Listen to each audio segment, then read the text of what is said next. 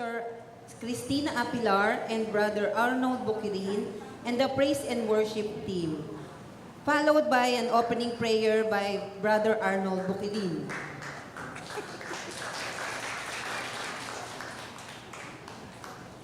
Good morning po.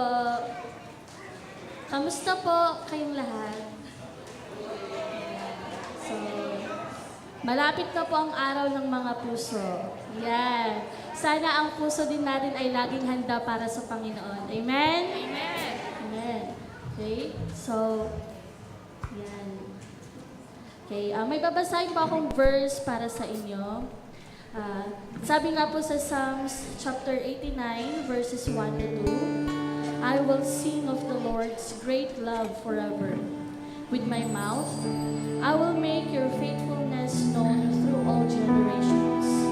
I will declare that your love stands firm forever, that you have established your faithfulness in heaven itself. Amen? Awitan po natin ang ating Panginoon.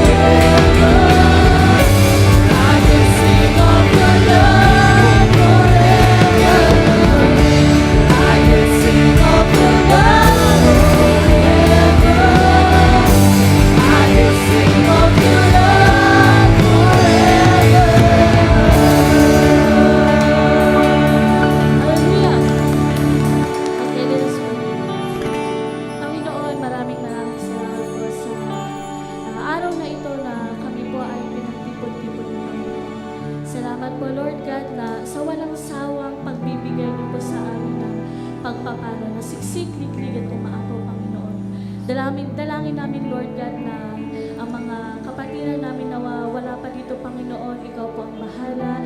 Iparamdam mo po sa kanila na kung gaano ka ka-importante, hindi lang po sa araw ng linggo, Panginoon.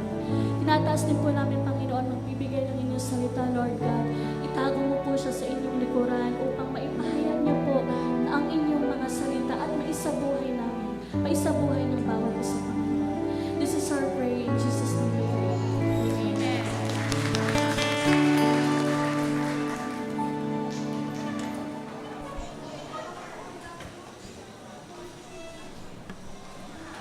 Nabuhayan po ba tayo ng spirit sa ating opening